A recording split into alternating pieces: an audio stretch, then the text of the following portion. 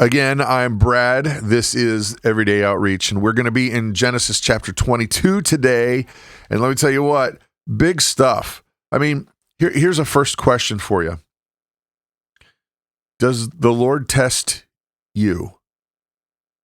We're talking about Abraham today.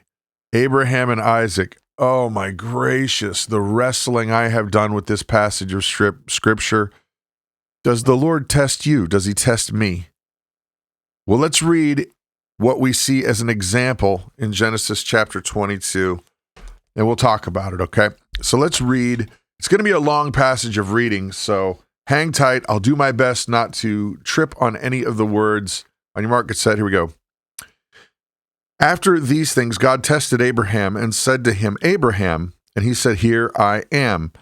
He said, Take your son, your only son, Isaac, whom you love, and go to the land of Moriah, and offer him there as a burnt offering on one of the mountains of which I shall tell you. So Abraham rose in the morning, saddled his donkey, and took two of his young men with him, and his son Isaac. And he cut the wood for the burnt offering, and arose and went to the place of which God had told him. On the third day, Abraham lifted up his eyes and saw the place from afar. Then Abraham said to his young men, Stay here with the donkey. I and the boy will go over there and worship and come again to you. And Abraham took the wood of the burnt offering and laid it on Isaac his son, and he took in his hand the fire and the knife. So they went both of them together. And Isaac said to his father Abraham, My father. And he said, Here I am, my son. He said, Behold, the fire and the wood. Here are the fire and the wood, But where is the lamb for the burnt offering? And Abraham said, God will provide for himself the lamb for the burnt offering, my son. So they went both of them together. And when they had come to the place which God had told him, Abraham built the altar there and laid the wood in order and bound Isaac his son and laid him on the altar on top of the wood. Then Abraham reached out his hand and took the knife to slaughter his son. But the angel of the Lord called to him from heaven and said, Abraham, Abraham. And he said, Here I am. He said, Do not lay your hand on the boy or do anything to him. For now I know that you fear God, seeing that you have not withheld your son, your only son, from me. And Abraham lifted up his eyes and looked, and behold, behind him was a ram caught in a thicket by his horns. And Abraham went and took the ram and offered it up as a burnt offering instead of his son. So Abraham called the name of that place, The Lord Will Provide. As it is said to this day, on the mount of the Lord, it shall be provided. Whoa.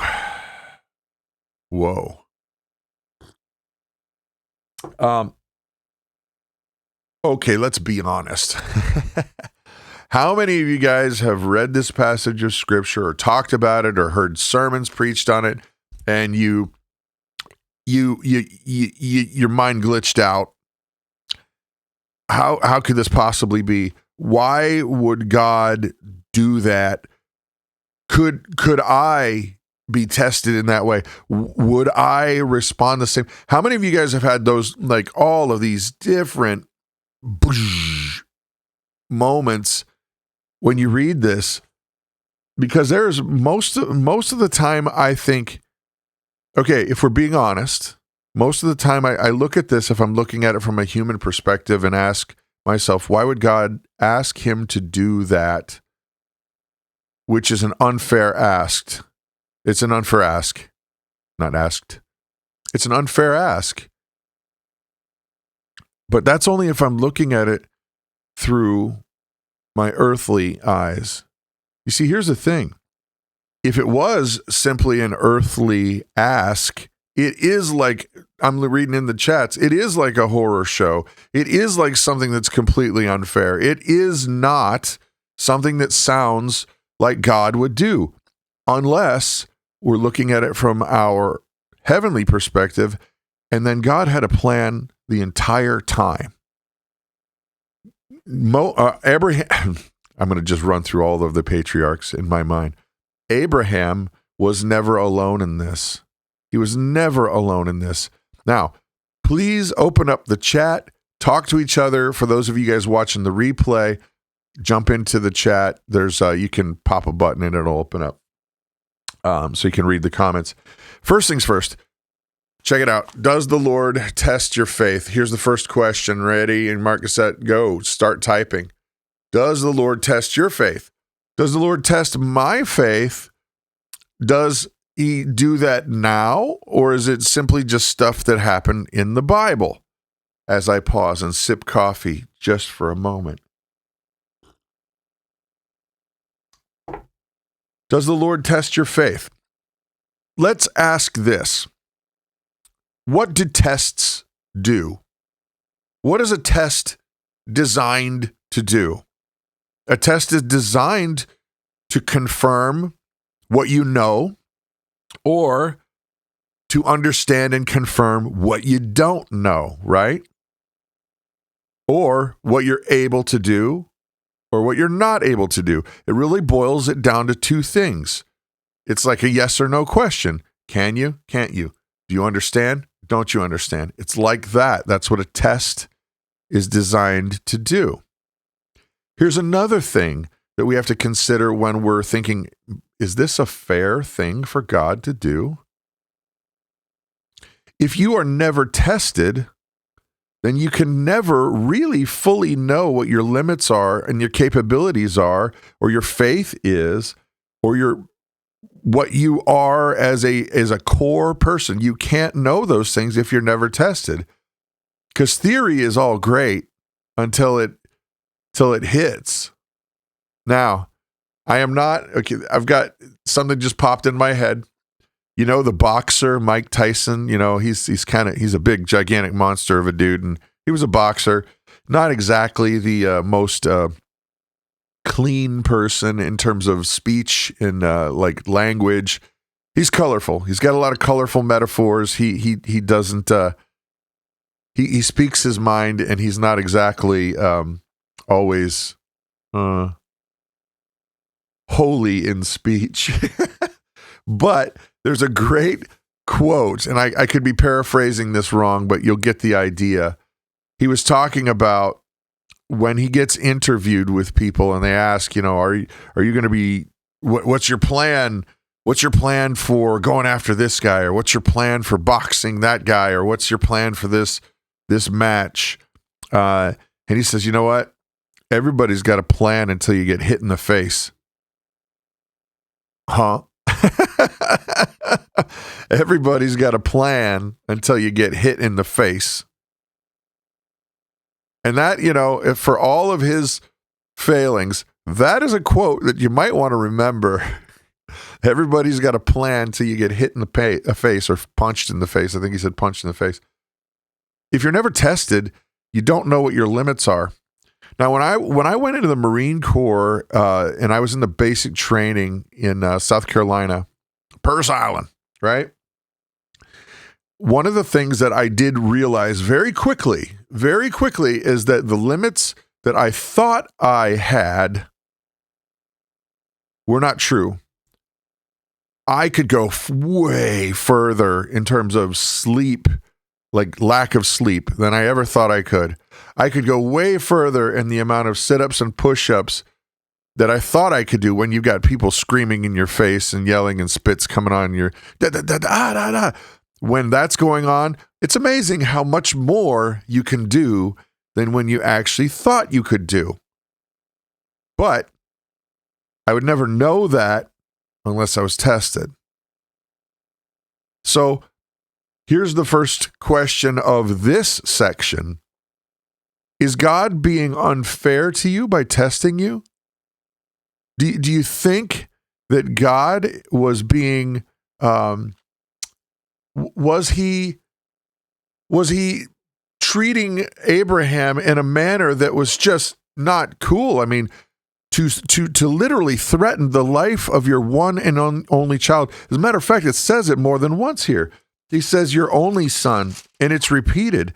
here it is, verse 2. He said, take your son, comma, your only son. And then it's mentioned again, your only son. The reason why is because God knows that is unbelievably special to Abraham.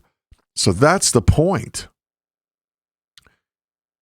Is it unfair of God to ask the thing of Abraham that is the most special, the most important? Is it an unfair ask? There you go. Open up the chat with that one. Is it unfair? Let's see. Hey there, Genesis. How you doing? Good to see you, Mr. Designs, JS Genesis Designs. Good to see you.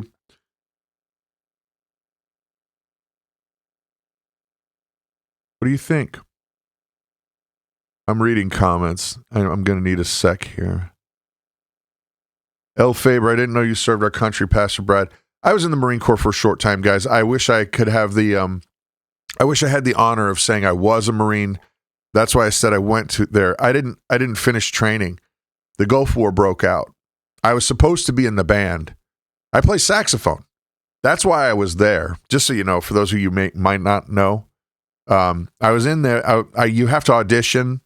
So I auditioned in high school, and then I went into basic training, and they give you a guarantee. Well, while I was there, the first Gulf War in 1991 broke out, and I was there, and they said, no more guarantees. You're either infantry or nothing. And so I said, well, I appreciate the haircut, guys. I came here for the band, and I went home. But the problem was I was there longer than the war lasted. If you remember, it was very short. So I do not have the high honor of saying I was a Marine. I can't take that credit. I was there. So anyway, is it fair of Abraham, or is it a fair ask of Abraham to say, well, I want the one thing that you love the most? What do you think? Delaney B says no, because God gave Isaac to him. Good point, Delaney B in the chat.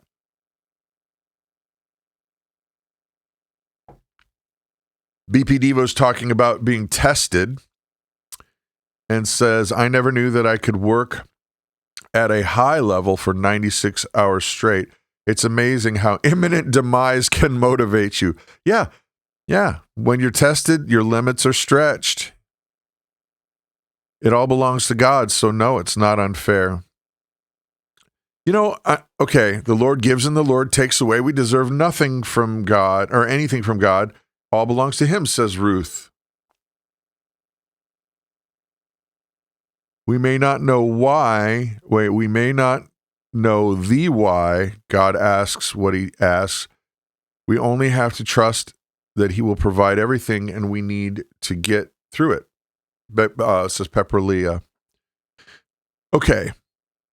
Now, apply that to your life and see if you'd say the same thing. Ouch. Ouch. Ladies and gentlemen, if that was you, would you be saying the same thing? I mean, we have the hindsight of looking at the Bible in 2020 perspective, and we can see, oh, Abraham, he made it through all right. Not a problem. He trusted, and we can read it, and the story ends well. It's great. But what if it's your baby that's on the line? What if it's your life? Ouch. If you apply it to you, it changes things. But it also does not change things if we're looking from an eternal perspective. Okay? If we're looking from an eternal perspective, then Abraham was 100% absolutely committed to God because he understood that God's promises were true. He trusted God with everything. Here's part of this story that a lot of people don't really focus on. We focus on the foreshadowing of Isaac was kind of like Jesus in terms of the sacrifice, which we're going to talk about that in a second. But the foreshadowing, that is great. But here's something that I think that a lot of people don't get. Abraham had an unfair advantage, just like David had an unfair advantage. King David, you guys have heard me talk about this before. King David knew that he was not going to be killed by Goliath. He had 100% certainty. Why? Because the prophet had already told him he will be king, and he believed God. He believed God, and therefore he would be king, and he was not yet king. So he was not going to die that day. He knew he would defeat Goliath. It was a promise. Same thing with Abraham. If you look, turn back a few pages and look at chapter 17, verse 20 or 21. This is God talking about what's going to happen with Ishmael and Isaac. 21. But Isaac, I will establish my covenant with Isaac, whom Sarah shall bear to you at this time next year. Well, when Abraham was setting this sacrifice up, when Abraham was walking up there with the wood and the knife and the fire, and the boy was old enough to know what was going on, there's debate as to how old he was, but he would have been old enough to know what was going on.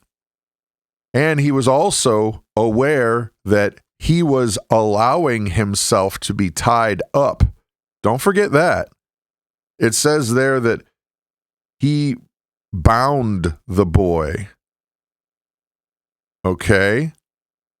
However, Abraham had faith that this was not going to end the way that you and I would have thought it was going to end, because at the end of the day, God had already promised that Isaac would be that leader of nations. He would be the head. He would be kind of like a patriarch.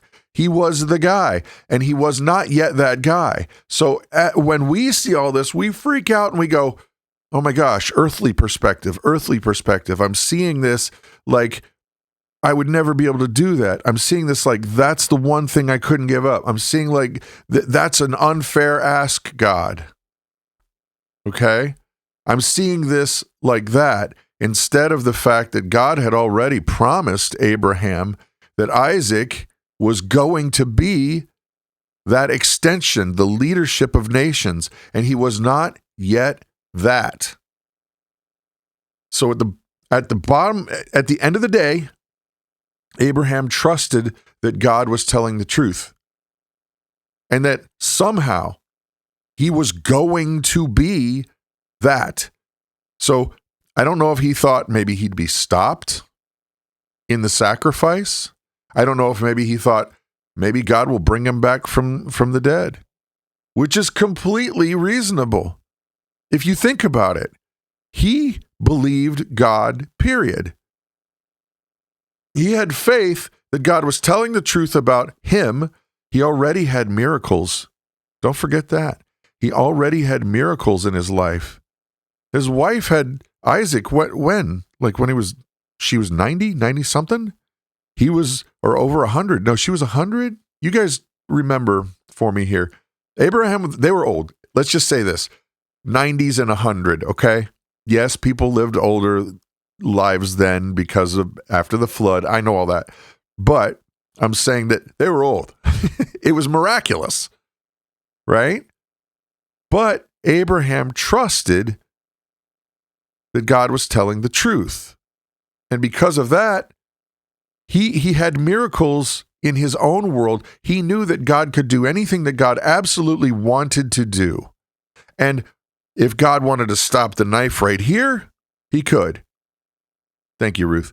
If God wanted to stop the knife long after, he could. If God wanted to raise that boy from the dead, he could. Because you know why?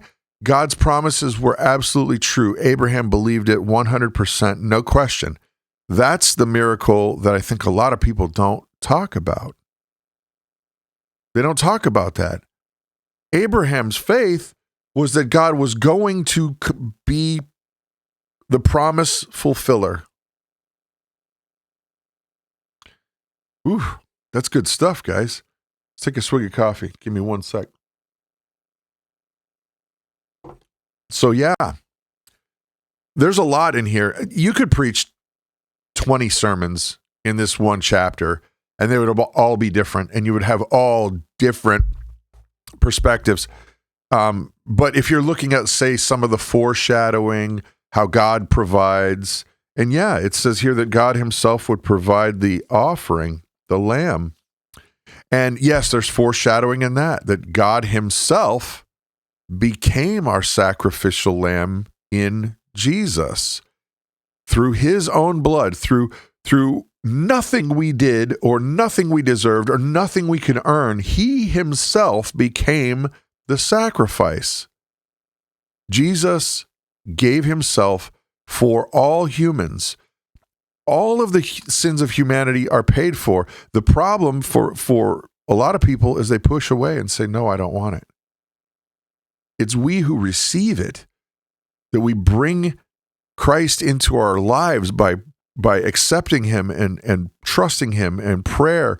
That is when we have a new relationship with him and we are saved.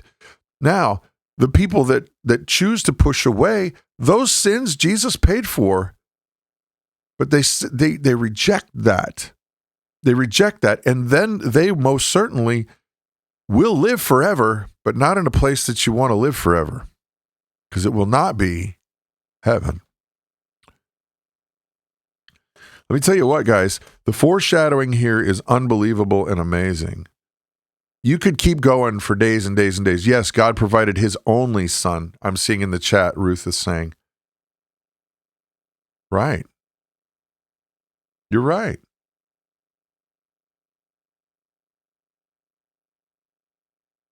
BP Devo is saying, knowing God's promises and laying your life on the line are not the same. It's true. How many people have sat in church your whole lives, but you have been tested, but you just ignored the test? Oh, man. How about this one, guys? You ready for this? Brad's going to get nasty. You ready?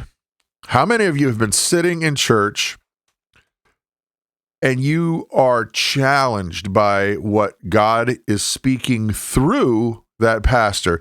You're challenged, but you're like, I'm not putting that $100 in the plate. I'm not going to do it. I'll put $5. That's a test. It has nothing to do with the money. It has everything to do with whether or not you'll be willing to have a heart that is obedient to God. How about this? Maybe you're challenged with, I know I should go and help those people at the soup kitchen. I know it. They need help. They need people to love on them. They need people to ignore the fact that they smell bad and they don't look like everybody else, but they need help. And you know you're supposed to do it, but I'm busy. That's a test. How about, have you ever had the draw to go and help people in another country? Oh, Brad, don't say it. But you ignore it because whatever you're doing here is more important. Or I can't because I'm stuck here at home. I can't help out. Ladies and gentlemen, those are tests too. The question is, will we be obedient? Will we be obedient? So, we like to make excuses for why we won't do things. And we sadly come to conclusions that are not going to be helpful to the situation or us or our families. We make up reasons why it's okay because this person did this, or they're going to spend that badly, or I don't want to deal with that, or oh, they're just going to go back and drink again, or oh, this is this, and they make you go on and on and on with the reasons. But the reality is, it's not up to you for the outcome. It's up to you to be obedient. You are not responsible for the outcome. You are responsible for obedience. That was my son calling. I think Krista just picked up the phone. He's calling from South Korea. But I want to say that again, because this will be the last part of the Devo this morning. You are not responsible for the outcome. but you are responsible to be obedient. That's true.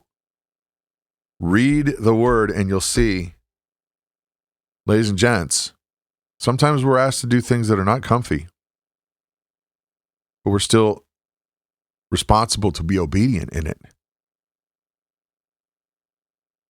There you have it. All right, I'm going to play you a new song here, Psalm 3. I hope you'll like it. We're going to pray real quick. So good to see everybody today. Let's pray, and then we're going to get on with the music, okay?